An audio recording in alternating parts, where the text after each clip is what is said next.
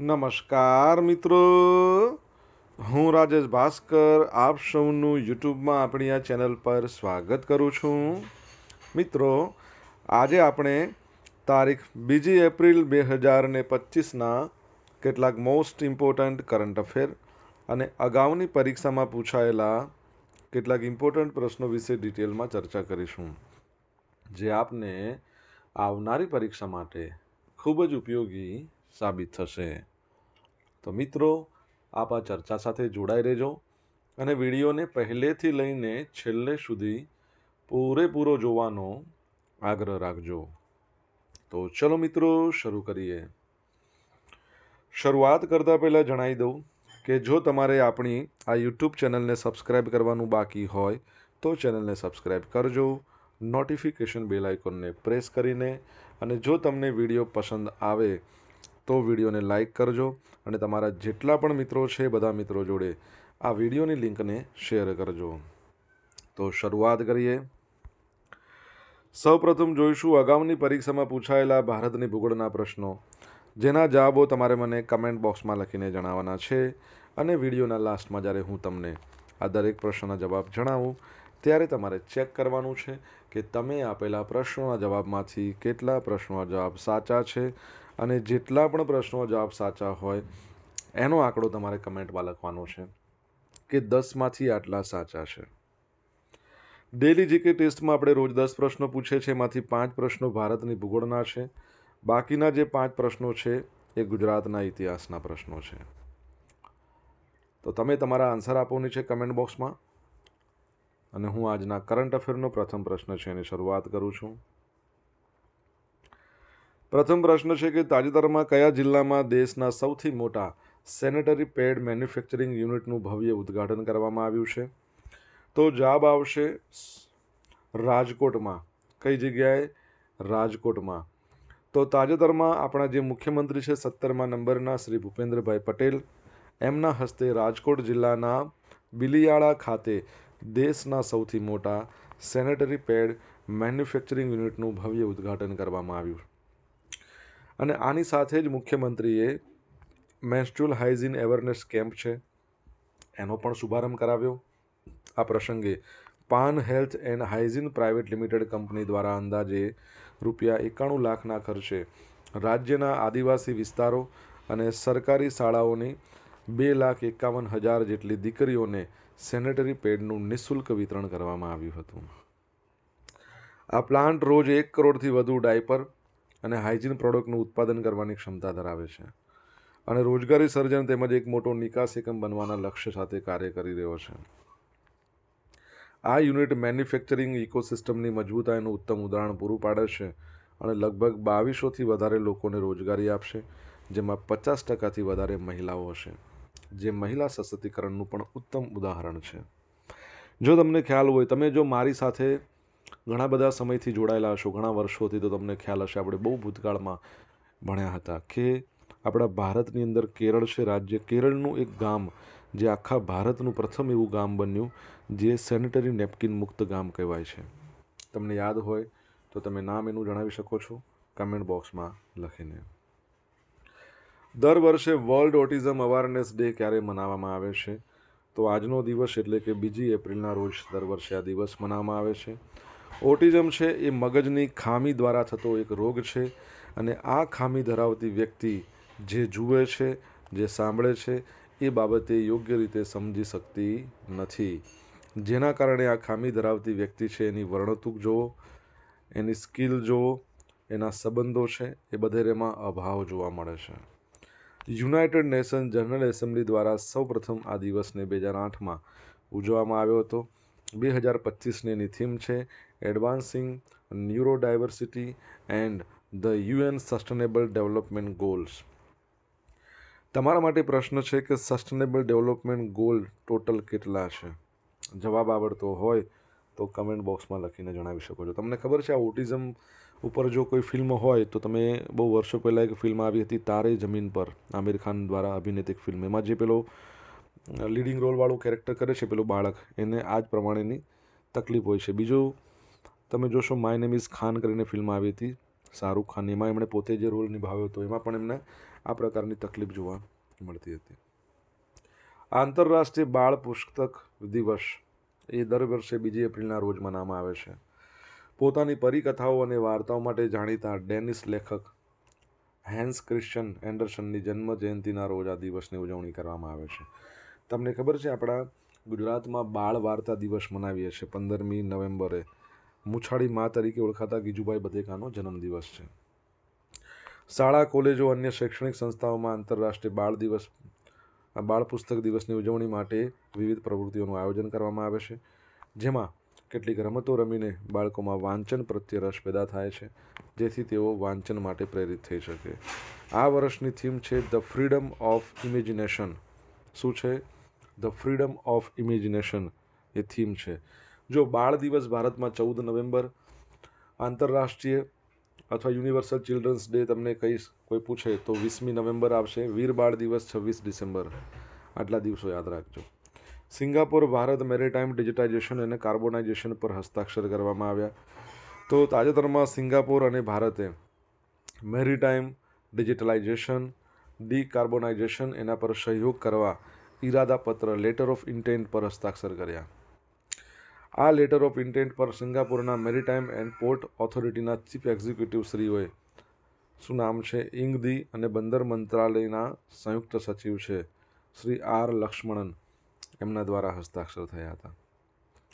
ભારતના શિપિંગ અને જળમાર્ગોની વાત સાથે બેઠક થઈ અને સિંગાપોરના સસ્ટેનેબલ અને પર્યાવરણ મંત્રાલય સાથે પરિવહન મંત્રાલયના વરિષ્ઠ રાજ્યમંત્રી છે ડૉક્ટર એમી ખોર, ભારતના બંદર, શિપિંગ અને જળમાર્ગ મંત્રી છે શ્રી સર્વાનંદ સોનોવાલ આમને હાજર રહ્યા હતા. સિંગાપોરની વાત કરીએ, સિંગાપોર સિટી એનું કેપિટલ છે. પ્રાઇમ મિનિસ્ટર તમારે કહેવાના છે અને એના પ્રેસિડેન્ટ છે અને ભારતીય મૂળના છે થર્મન સર્મુગરત્નમ. હેનલે પાસપોર્ટ ઇન્ડેક્સની અંદર સિંગાપોર નંબર 1 પર. કરન્સી એની સિંગાપોર ડોલર છે, આ યાદ રાખજો.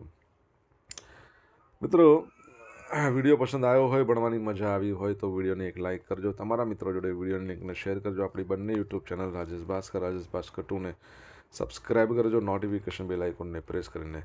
જો તમારે ડેલી કરંટ અફેરની પીડીએફ જોઈતી હોય તો આપણી ટેલિગ્રામ ચેનલ છે, એને જોઈન કરી લો, જેની લિંક વિડીયો ડિસ્ક્રિપ્શનમાં આપેલી છે. અહીંયા તમને પોલ્સ પણ રમવા મળશે. તાજેતરમાં કયા શહેરમાં રાજસ્થાન સ્થાપના દિવસની ઉજવણી નિમિત્તે, એટલે ઉજવણી દરમિયાન, ઘુમ્મર નૃત્ય કરીને વર્લ્ડ રેકોર્ડ બનાવવામાં આવ્યો છે? તો જવાબ આવશે સુરતમાં. કઈ જગ્યાએ? સુરતમાં ઘુમ્મર નૃત્ય રાજસ્થાન દિવસ પર રેકોર્ડ થયો છે. તો સુરત શહેર છે એનું ગોડાદરા વિસ્તાર, એમાં રાજસ્થાન દિવસ એટલે કે 30 માર્ચના રોજ એક ઉજવણી થતી રાજસ્થાન દિવસની, અને એ વખતે અનોખો વર્લ્ડ રેકોર્ડ થયો છે. 11,000 રાજસ્થાની માતા અને બહેનોએ ઘુમર નૃત્ય કરીને વર્લ્ડ રેકોર્ડ બનાવ્યો હતો, અને એક સાથે 11,000 બહેનોએ ઘુમર નૃત્ય કરતા રાજસ્થાનના જયપુરનો 6,000નો રેકોર્ડ તૂટ્યો હતો. 30મી માર્ચ રાજસ્થાન સ્થાપના દિવસ, સુરતમાં વિશેષ ઉજવણી થઈ અને ગિનિસ બુકના અધિકારીઓ પણ હાજર રહ્યા હતા. ઘુમર એ રાજસ્થાનનું એક પરંપરાગત લોકનૃત્ય છે. ભીલ જાતિએ સરસ્વતી દેવીની પૂજા કરવા માટે આ નૃત્ય રજૂ કર્યું હતું, જેને પાછળથી રાજપૂતોએ અપનાવ્યું હતું. અને આ નૃત્ય મુખ્યત્વે ઘૂંઘરા નામના વહેતા વસ્ત્રોની પહેરતી બુરખાધારી સ્ત્રીઓ દ્વારા રજૂ કરવામાં આવે છે. આ નૃત્યમાં સામાન્ય રીતે કલાકારો વિશાળ વર્તુળમાં અંદર અને બહાર ફરતી વખતે પિરિયોટિંગ કરે છે. તમને ખબર છે કે આ ઘુમ્મરની વાત કરીએ, આના જેવું આસામ રાજ્યનું એક નૃત્ય હતું, જેમાં પણ એક વર્લ્ડ રેકોર્ડ કરવામાં આવ્યો હતો. તમને ખબર હોય તો તમે કમેન્ટ બોક્સમાં લખીને જણાવો કયું નૃત્ય હતું. તાજેતરમાં ભારત સરકારે કેટલા સ્વદેશી લાઇટ કોમ્બાટ હેલિકોપ્ટર પ્રચંડ ખરીદવા માટે મંજૂરી આપી દીધી છે? 156. તો ભારત સરકારે, પ્રશ્ન પાછો આવી ગયો, 156 સ્વદેશી લાઇટ કોમ્બાટ હેલિકોપ્ટર પ્રચંડ ખરીદવા માટે મંજૂરી આપી દીધી છે. વાસ્તવમાં કેબિનેટની બેઠક યોજાઈ હતી, જેમાં કેબિનેટ કમિટી ઓન સિક્યુરિટી ડીલને મંજૂરી આપી દીધી. સંરક્ષણ મંત્રાલયે નાણાકીય વર્ષમાં 2.09 લાખ કરોડથી વધુ રૂપિયાના કોન્ટ્રાક્ટ પર હસ્તાક્ષર કર્યા છે. આ હેલિકોપ્ટર કોણે બનાવ્યું છે? Hindustan aeronautics limited. તેને ઊંચાઈવાળા વિસ્તારોમાં સરળતાથી સંચાલન કરી શકાય તે ડિઝાઇન કરવામાં આવ્યું છે. અને આમાં ઘણા પ્રકારના મિસાઇલ અને હથિયાર લગાવી શકાય છે. હેલિકોપ્ટરમાં અનગાઇડેડ બોમ્બ અને ગ્રેનેડ લોન્ચર પણ લગાવી શકાય છે. હિન્દુસ્તાન એરોનોટિક્સ લિમિટેડની વાત કરીએ, 1940માં એની સ્થાપના બેંગલુરુમાં એનું હેડક્વાર્ટર છે. એના અધ્યક્ષનું નામ તમારે કહેવાનું છે જો તમને આન્સર આવડતો હોય તો. લાઇટ કોમ્બેટ હેલિકોપ્ટર એક વારમાં સતત 3 કલાક અને 10 મિનિટ ઉડી શકે છે. 6500 ફૂટની ઊંચાઈ પર જઈ શકે છે. 268 કિલોમીટર પ્રતિ કલાકની ઝડપે ઉડી શકે છે અને રેન્જ 550 કિલોમીટરની છે. હેલિકોપ્ટરની ઊંચાઈ 51.10 ફૂટ, લંબાઈ 51.10 ફૂટ, ઊંચાઈ 15.5 ફૂટ છે અને 2 એન્જિન છે આની અંદર. હેલિકોપ્ટર દ્વારા પહેલાં જ કેટલાક હથિયારોનું ઉપયોગનું પરીક્ષણ કરવામાં આવી ચૂક્યું છે. આમાં રડારથી બચવાની ખાસિયત, બખ્તર સંરક્ષણ સિસ્ટમ, રાત્રે હુમલો કરવા અને ઇમરજન્સીની સ્થિતિમાં સુરક્ષિત લેન્ડિંગની ક્ષમતા છે. આ લદ્દાખની ભીષણ ઠંડીમાં પણ એટેક ઓપરેશન અંજામ આપી શકે છે અને અરુણાચલ પ્રદેશના વરસાદ અને વાદળછાયા વાતાવરણમાં પણ એ કારગર છે. બરાબર, એટલે બંને જગ્યાએ ઉપયોગી છે. નિધિ તિવારીને વડાપ્રધાન નરેન્દ્ર મોદીના ખાનગી સચિવ બનાવવામાં આવ્યા છે. બરાબર છે. તો IFS છે નિધિ તિવારી, વડાપ્રધાન નરેન્દ્ર મોદીના ખાનગી સચિવ એમને બનાવવામાં આવ્યા છે. તેઓ 2014ની બેચના ભારતીય વિદેશ સેવા અધિકારી છે, ઇન્ડિયન ફોરેન સર્વિસ. જો 3 મુખ્ય સર્વિસ પૂછે ભારતમાં તો Indian administrative service, Indian police service, Indian forest service. આ એમાં ના આવે. નિધિ તિવારી હાલમાં PMOમાં ડેપ્યુટી સેક્રેટરી તરીકે કામ કરી રહ્યા છે. PMOમાં જોડાતા પહેલાં તેઓ વિદેશ મંત્રાલયમાં નિઃશસ્ત્રીકરણ અને આંતરરાષ્ટ્રીય બાબતો, સુરક્ષા બાબતો એ વિભાગમાં અંડર સેક્રેટરી હતા. તેઓ વારાણસીના મહેમૂરગંજના વતની છે. 2013માં સિવિલ સર્વિસીસ પરીક્ષામાં 96મા નંબરનો ક્રમ મેળવ્યો હતો. એટલે 12 વર્ષ જેવું થયું છે. બરાબર. તમારા માટે પ્રશ્ન કે PK મિશ્રા છે એ આપણા વડાપ્રધાનના સચિવ 1 છે. PK મિશ્રા 1 તો સેકન્ડ નંબરના એટલે સચિવ 2 પણ બન્યા હતા. આપણે રિસન્ટલી એમના વિશે ભણ્યા હતા. તમને ખબર હોય તો કમેન્ટ બોક્સમાં લખો. સોશિયલ મીડિયાના માધ્યમથી મારી જોડે તમે કનેક્ટ રહી શકો છો. મારું ઇન્સ્ટા આઈડી છે rajesh.i.bhaskar. મારું ફેસબુક આઈડી છે RI ભાસ્કર અને આપણી ટેલિગ્રામ ચેનલ છે એ છે રાજેશ ભાસ્કર. અહીંયા તમને ડેલી કરંટ અફેરની PDF મળશે અને પોલ્સ રમવા મળશે. જો તમને ભણવાની મજા આવી હોય તો વિડીયોને લાઇક કરો, તમારા મિત્રો જોડે વિડીયોની લિંકને શેર કરો, ચેનલ સબસ્ક્રાઈબ કરવાનું બાકી તો સબસ્ક્રાઈબ કરો, નોટિફિકેશન બેલ આઇકોનને પ્રેસ કરીને. ભારતીય વાયુસેનાના કયા દેશમાં યોજાનારી બહુરાષ્ટ્રીય હવાઈ કવાયતમાં ભાગ લેશે? ભારતીય વાયુસેના કયા દેશમાં યોજાનારી ઇનોકોચોસ 25 તો ગ્રીસમાં.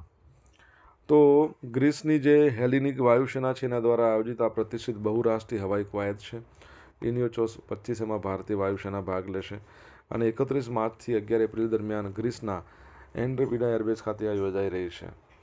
અને આપણી ઇન્ડિયન એરફોર્સની ટુકડીમાં સુખોઈ 30 MKI ફાઇટર પ્લેનની સાથે લડાઈ સક્ષમ IL-78 C-17 વિમાનોનો સમાવેશ થશે.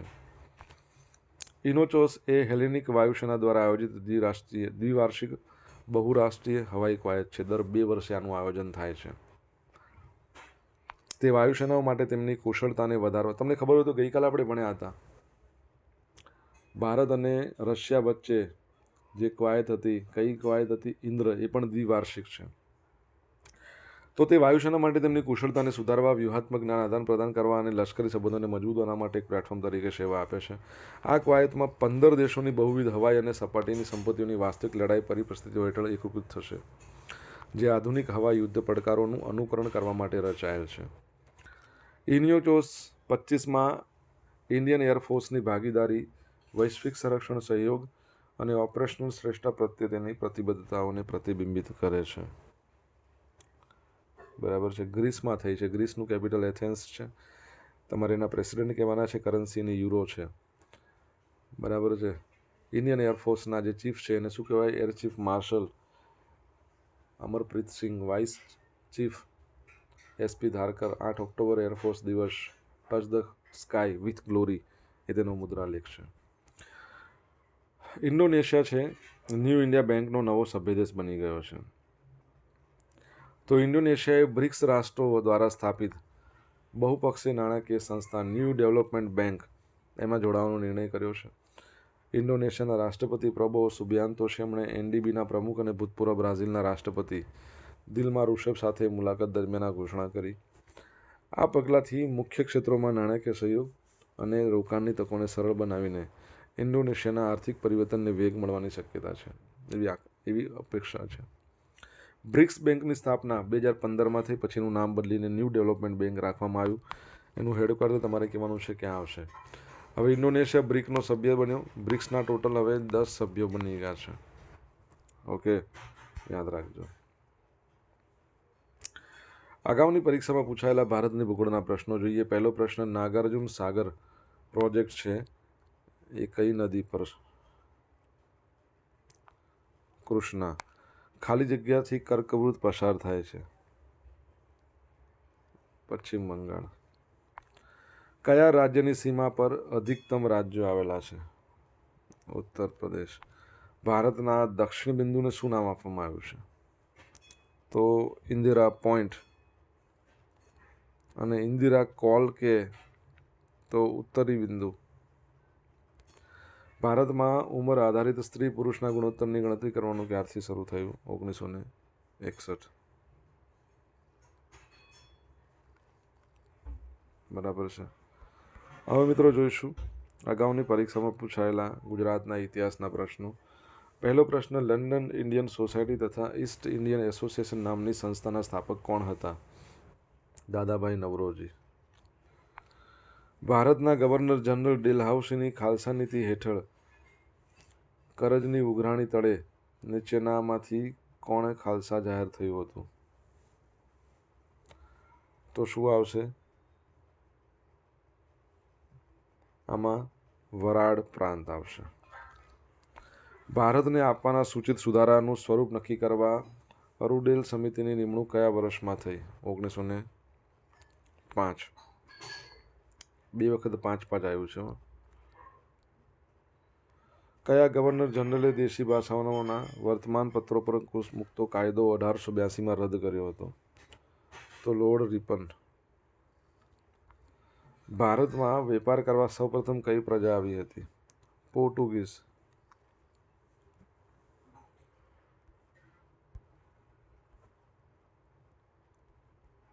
હવે મિત્રો ગઈકાલે પૂછેલા પ્રશ્નો જવાબ જોઈ લઈએ. પહેલો પ્રશ્ન, તાજેતરમાં રાષ્ટ્રીય રક્ષા યુનિવર્સિટીએ ભારતમાં સાયબર સુરક્ષા શિક્ષણ અને તાલીમને આગળ વધારવા કોની સાથે સમજૂતી કરાર પર હસ્તાક્ષર કર્યા છે? તો વિઝા. ભારત સરકારે મ્યાનમારમાં આવેલા ભૂકંપ માટે માનવતાવાદી સહાય મોકલીનું નામ શું આપ્યું છે? ઓપરેશન બ્રહ્મા. આવનારી પરીક્ષા માટે મોસ્ટ ઇમ્પોર્ટન્ટ. આજે પૂછેલા પ્રશ્નો જવાબ જોઈ લઈએ. પહેલો પ્રશ્ન શું હતો? સેનેટરી નેપકિન ફ્રી ભારતનું પ્રથમ ગામ કોમલાંગી, અર્નાકુલમ જિલ્લો. સેકન્ડ પ્રશ્ન, sustainable development goal total 17 united નેશન્સના. ત્રીજો પ્રશ્ન, world book and copyright day 23મી એપ્રિલ આ જ મહિનામાં છે. ચોથો પ્રશ્ન, સિંગાપોરના પ્રાઇમ મિનિસ્ટર લોરેન્સ વોંગ. પાંચમો પ્રશ્ન, આસામનું ઝુમ્મુર કરીને નૃત્ય જેમાં 8,888 મહિલાઓએ ભાગ લઈને ગિનીઝ બુક ઓફ વર્લ્ડ રેકોર્ડમાં નામ નોંધાયો હતો. છઠ્ઠો પ્રશ્ન, હિન્દુસ્તાન એરોનોટિક્સ લિમિટેડના અધ્યક્ષ કોણ છે? ડી.કે. સુનિલ.